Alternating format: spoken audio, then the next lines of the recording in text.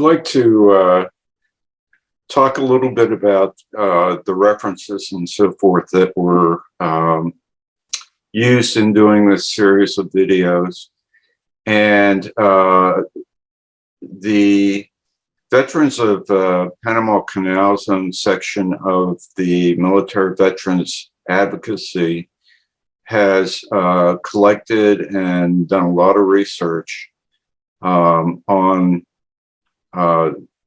exactly what went on in the canal zone. And this series builds on that information. And it's also based on people who were in the canal zone and places they saw that they believe or have reason to believe there were herbicides and pesticides that were applied and used in the area. And I have mentioned some of the references, some of the source materials and references in going through here.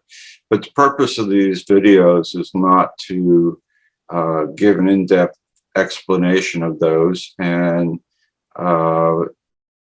in fact, some of the people who are viewing the videos have seen these references mentioned many times, and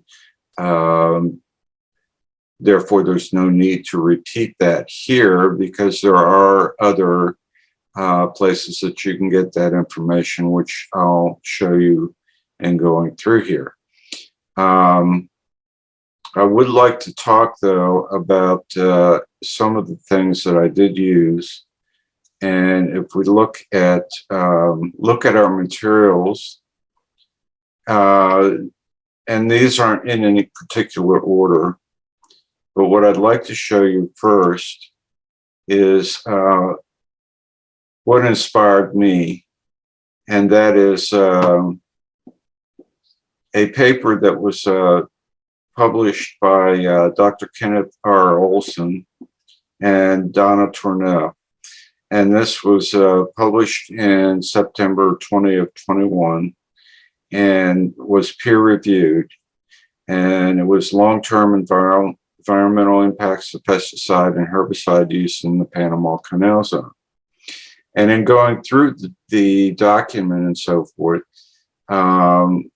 it clearly lays out the long-term impact that some of the chemicals that were used down there. And when I say chemicals, I mean herbicides and pesticides.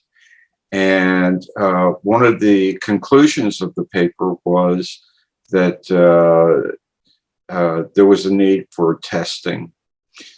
And in going through the materials that exist and so forth, there have been different places where people have said they've done testing and so forth.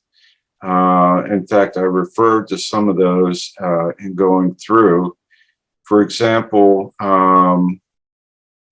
there's one that has to do with the pesticide monitoring. And we talked about that some in the series. But one of the conclusions that was reached in this monitoring study was that the current testing needed to have a plan and needed to be consistent.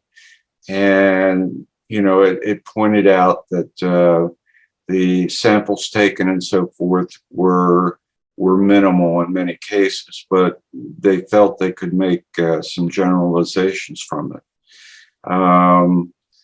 We also saw in some newspaper articles that I referenced that there were studies done by that they referenced by Panama, and they mentioned that they were done before turnover in 1997, and on two of the posts that were still active at that time. which post is not mentioned nor where the samples were taken. Going back to our pesticide study, it mentioned that one of the things it tested for was 2,4-D and 2,4,5-T. However, we don't know exactly where those were tested, and we also know that the study cast some doubt on the way the testing was done. So, seeing the paper inspired me to want to work on this project and to bring to bear the information and so forth and the research that's been done by veterans of the Panama Canal Zone, and also input from the people who were down there, who spent time down there, who saw what was going on and so forth. And that's what this series is. It's a bringing together of the information and people who were there. Now, I do have other references that I use because I wanted to add a little bit of history to the different places I talked about and so forth to give a little perspective. And I also went out and I did find some different photos and so forth to add, and also maps. We do have a map, set of maps actually for the Tropical Test Center, which is part of the information that the veterans of Panama Canal Zone have. But I went out and looked for snippets of maps of the Canal Zone and maps of different posts. And let me now talk a little bit about the tools. As you are probably aware, the main tool that I use for the presentation, and I showed current views and so forth, is the web version of Google Earth. And within that, I built definitions for the different places that we wanted to look at, that we were pinning, if you will. And in researching the areas and trying to figure out, can I pin a reported place or where best to pin it, I use Google Earth Pro, which is a desktop a version of Google Earth Web. But the difference is that Google Earth Pro has some functions that aren't present on the web. And one of those is that you can go back and look at the historical views that are available for a particular area. So I was able to go through and see, was there construction? Did something cover up this area? Was something done to it? I referenced in the series places where it appears that dirt was spread from building the new locks. I was able to see the locks being built, and I was able to see dirt appearing in particular areas. The other function that is present in the Google Earth Pro is that it's possible to measure between different landmarks and so forth. And so that's why I use that. And I'd like to encourage you that if you want to know more about some of the references and documents that I've mentioned, there's two primary places to go. And one of those is the Military-Veterans Advocacy and their website, which is military-veteransadvocacy.org. And the second place is the Veterans of Panama Canal Zone, which is a section, as I mentioned, of the Military Veterans Advocacy.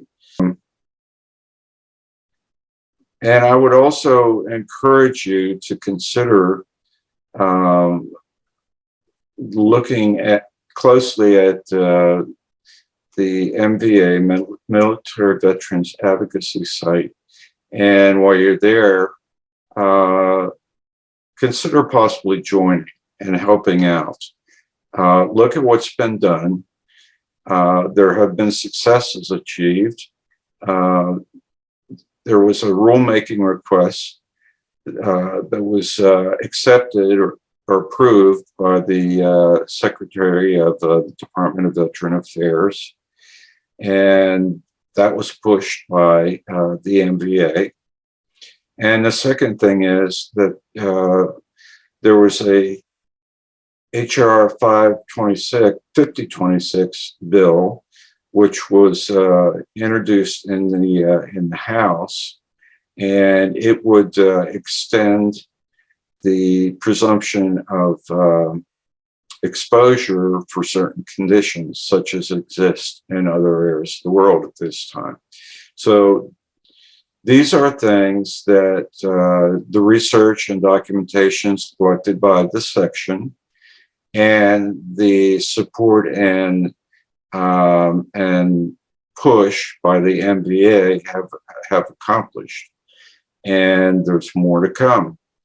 And I would also like to thank Donna Tourneau, who's the director for Veterans of Panama Canal Zone, for contributing her very valuable time. She's very, very busy to the video production of this series.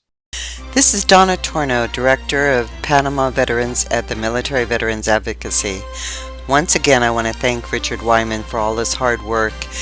I want to thank all the veterans and all the family members who gave Richard information to make this project possible. This was laborious, but it was worthwhile to further our evidence so that we can help the Panama veterans. The Military Veterans Advocacy is getting us closer than we've ever been before. The Secretary has agreed to our research that we submitted for the rulemaking requests, and we're working on getting Congress's help in order to force him to act. That means writing it into the CFR.